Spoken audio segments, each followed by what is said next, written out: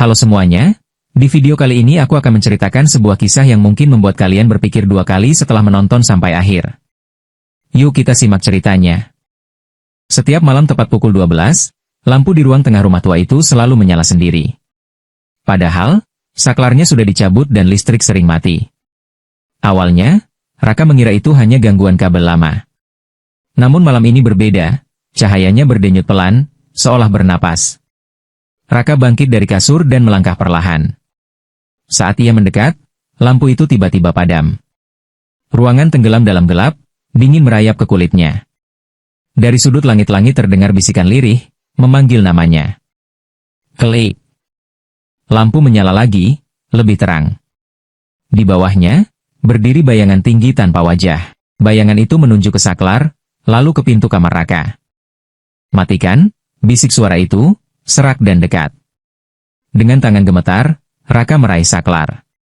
Saat ia menekannya, lampu mati, dan bisikan berhenti. Raka menghela napas lega. Namun dari kamar, terdengar bunyi klik lain. Lampu kamar Raka menyala sendiri. Dan kali ini, bayangannya ada di dalam. Lampu kamar itu menyala redup, bergetar seperti hendak padam. Bayangan di dalamnya berdiri membelakangi Raka, persis bentuk tubuhnya, tinggi dan kurus, bahkan dengan luka kecil di lengan yang sama. Raka mundur selangkah. Punggungnya membentur dinding. "Siapa kamu?" Suaranya tercekat. Bayangan itu perlahan menoleh. Wajahnya kosong, hitam pekat, hanya 2 titik cahaya kecil seperti bara. Lampu berkedip cepat. Setiap kedipan membuat bayangan itu semakin dekat, seolah melompat. Raka berlari keluar kamar. Lorong rumah memanjang tak wajar, pintu-pintu berderi terbuka sendiri. Semua lampu menyala bersamaan, lalu mati, lalu menyala lagi, ritmenya mengikuti detak jantungnya. Di ujung lorong, Raka melihat saklar utama. Ia menabrak pintu, meraih tuas, dan menariknya ke bawah. Gelap total. Keheningan menekan telinganya. Ia tersungkur, terengah. Beberapa detik berlalu tanpa apa-apa, hingga cahaya kecil menyala di telapak tangannya. Lampu ponselnya aktif sendiri, layar menampilkan pantulan wajahnya. Di belakang pantulan itu, ada seseorang berdiri terlalu dekat. Lampu ponsel padam. Klik. Seluruh rumah kembali terang. Dan kali ini, Raka tidak sendirian. Setiap lampu menampilkan bayangannya masing-masing, menatapnya serempak, tersenyum tanpa wajah. Raka menjerit dan menutup mata. Suara lampu berdengung keras, seperti ribuan serangga terperangkap di dalam kaca. Saat ia membuka mata lagi, bayangan-bayangan itu mulai bergerak keluar dari cahaya, menetes dari lampu, jatuh ke lantai, lalu berdiri tegak. Salah satu mendekat. Yang paling depan. Gerakannya kaku, tapi pasti. "Kami hanya menunggu," bisiknya, kali ini dari mulut Raka sendiri. Ia tersadar. Bayangan-bayangan itu bukan makhluk asing. Mereka adalah dirinya di waktu yang berbeda. Raka yang pernah marah, takut, dan menyimpan rahasia kelam di rumah ini. Rumah warisan yang dulu menjadi saksi kematian ayahnya, tepat di bawah lampu ruang tengah. Lampu yang tak pernah benar-benar mati sejak malam itu. Lampu utama berkedip paling keras. Dari dalam cahayanya, muncul sosok terakhir, Raka kecil, dengan mata basah dan tangan berlumur darah. "Jangan lari," kata anak itu. "Nyalakan." Raka mengerti. Dengan langkah gemetar, ia mendekati saklar utama. Bukan untuk mematikannya, melainkan menyalakannya kembali, penuh. Ia menekan tuas ke atas. Cahaya menyilaukan memenuhi rumah. Bayangan-bayangan itu menjerit, melebur satu persatu ke dalam lampu. Dengung mereda. Udara kembali hangat. Ketika cahaya normal, rumah tampak sunyi. Lampu menyala stabil. Tak ada bayangan aneh. Raka jatuh terduduk, menangis, lega dan lelah. Pagi datang. Matahari masuk lewat jendela. Raka meninggalkan rumah itu, menutup pintu pelan. Namun malam berikutnya, rumah itu kosong. Dan tepat pukul 12, satu lampu di ruang tengah menyala sendiri, menunggu penghuni baru. Malam itu hujan turun rintik-rintik. Seorang pria bernama Dimas, penjaga kontrakan baru di ujung jalan, berhenti tepat di depan rumah tua itu. Pintu terbuka sedikit, dan dari dalam tampak satu lampu menyala hangat, seolah ada orang yang menunggu. Masih ada penghuni, gumamnya. Ia masuk tanpa curiga. Begitu kakinya melewati ambang pintu, lampu di ruang tengah berkedip pelan, lalu stabil. Rumah itu terasa lebih hidup daripada yang diceritakan orang-orang. Dimas duduk di bawah lampu, menyalakan rokok. Asap naik dan berputar, membentuk bayangan di langit-langit. Tiba-tiba, saklar berbunyi. Klik. Lampu utama berkedip paling keras. Dari dalam cahayanya, muncul sosok terakhir, Raka kecil, dengan mata basah dan tangan berlumur darah. "Jangan lari," kata anak itu. "Nyalakan." Raka mengerti. Dengan langkah gemetar, ia mendekati saklar utama. Bukan untuk mematikannya, melainkan menyalakannya kembali, penuh. Ia menekan tuas ke atas. Cahaya menyilaukan memenuhi rumah. Bayangan-bayangan itu menjerit, melebur satu persatu ke dalam lampu. Dengung mereda. Udara kembali hangat. Ketika cahaya normal, rumah tampak sunyi. Lampu menyala stabil. Tak ada bayangan aneh. Raka jatuh terduduk, menangis, lega dan lelah. Pagi datang. Matahari masuk lewat jendela. Raka meninggalkan rumah itu, menutup pintu pelan. Namun malam berikutnya, rumah itu kosong. Lampu kamar depan itu tidak hanya menyala, ia menatap. Cahayanya memutih, dingin, menembus dinding. Dari luar, warga melihat bayangan Dimas menempel di jendela, wajahnya rata seperti kaca lampu, mulutnya bergerak tanpa suara. Setiap kali seseorang mendekat, bayangan itu mengetuk dari dalam, 3 kali, pelan. Tok. Tok. Tok. Malam berikutnya, seluruh lampu di rumah itu menyala bersamaan. Dengungnya membuat telinga perih. Dari setiap bohlam, cairan hitam menetes, mengalir di dinding membentuk wajah-wajah yang berteriak. Saklar ditarik paksa oleh tangan-tangan tak terlihat. Nyala, padam, nyala, semakin cepat, semakin liar. Di ruang tengah, di bawah lampu utama, Raka berdiri lagi. Tapi bukan seperti dulu. Tubuhnya terbelah cahaya, setengah terang, setengah bayangan. Di sekelilingnya, bayangan Dimas merangkak keluar dari lantai, tulangnya berbunyi seperti saklar dipatahkan. "Kau mematikannya terlalu lama," kata Raka, suaranya keluar dari kaca lampu. "Sekarang, gantian." Lampu berkedip.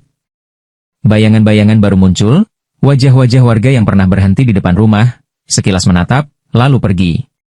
Mata mereka kosong, bibirnya terbakar cahaya. Satu lampu pecah. Jeritannya bukan dari kaca, melainkan dari dalam dada mereka. Pagi hari, rumah itu tampak normal. Tak ada bekas apapun. Hanya satu bohlam baru terpasang di ruang tengah, lebih besar, lebih terang. Di dalam kacanya, samar-samar terlihat banyak wajah saling bertumpuk, menatap keluar. Dan tepat pukul 12 malam, seluruh lampu di jalan itu menyala sendiri. Bukan karena listrik, melainkan karena rumah itu sudah belajar menyalakan yang lain. Malam itu, jalanan mendadak sunyi. Anjing-anjing berhenti menggonggong, jangkrik lenyap seolah ditelan tanah. Lampu-lampu jalan menyala serempak, terlalu terang, membuat bayangan rumah-rumah memanjang dan saling bertindih, seperti jari-jari hitam yang meraih. Di rumah paling ujung, seorang ibu terbangun karena lampu dapurnya menyala sendiri. Ia mematikan saklar. Lampu padam, lalu menyala lagi, lebih putih. Di kaca jendela, pantulan wajahnya terlambat sepersekian detik, tersenyum ketika ia tidak. Dari dalam bohlam, terdengar ketukan halus. Tok. Tok. Tok. Di rumah Raka, bohlam besar di ruang tengah berdenyut seperti jantung. Wajah-wajah di dalamnya mulai berbisik, saling menindih. Nama-nama disebut satu persatu, nama orang-orang di jalan itu. Setiap nama diucapkan, satu lampu di luar berkedip, lalu mengunci menyala. Raka, atau sisa yang menyebut dirinya Raka, melangkah di antara cahaya. "Cahaya harus dijaga," katanya, kini dengan banyak suara. "Kalau gelap datang, kami keluar." Seseorang mencoba memutus listrik utama kampung. Tuas ditarik. Gelap menyapu, hanya sesaat. Dari kegelapan, cahaya lain muncul. Dari mata, dari mulut, dari retakan dinding. Bayangan-bayangan tidak lagi bergantung pada lampu. Mereka menjadi lampu itu sendiri. Di rumah penjaga gardu, Dimas terlihat, menempel di langit-langit, menarik kabel dengan giginya. Setiap tarikan memicu nyala baru di kejauhan. Kabel berdenyut, basah, seperti urat.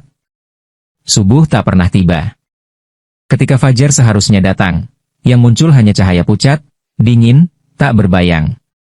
Warga berjalan tanpa suara, mata mereka memantulkan putih bohlam. Saklar-saklar tidak lagi perlu disentuh, niat saja sudah cukup untuk menyalakan. Di tengah jalan, sebuah papan baru terpasang, tulisannya berkilau, jangan mematikan lampu. Karena kini, jika gelap benar-benar datang, bukan rumah yang akan bangun, melainkan semua yang menunggu di dalam cahaya. Papan peringatan itu tidak bisa dicabut. Paku-pakunya menyatu dengan kayu, dan kayunya tumbuh dari aspal seperti tulang yang menembus kulit. Setiap orang yang menyentuhnya merasakan panas bohlam menjalar ke lengan, meninggalkan bekas spiral cahaya yang tak bisa dicuci. Malam kedua tanpa gelap, rumah sakit kecil di ujung jalan mulai bermasalah. Lampu operasi menyala sendiri, terlalu terang. Di bawahnya, bayangan pasien bangkit dari ranjang, berdiri kaku, menatap lampu seolah menunggu izin. Monitor berbunyi satu nada panjang, lalu diam, namun lampu tetap hidup. Di rumah Raka, bohlam besar kini berisi wajah-wajah baru. Mereka bukan lagi menatap keluar, melainkan ke bawah, seolah melihat seseorang berdiri tepat di bawah lampu. Setiap kali seseorang lewat di depan rumah, lampu bergetar, memilih. Yang takut lebih dulu, bisik suara dari kaca.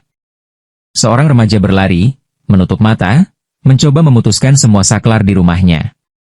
Saat saklar terakhir diturunkan, dinding rumahnya memendar. Cahaya merembes dari pori-pori tembok.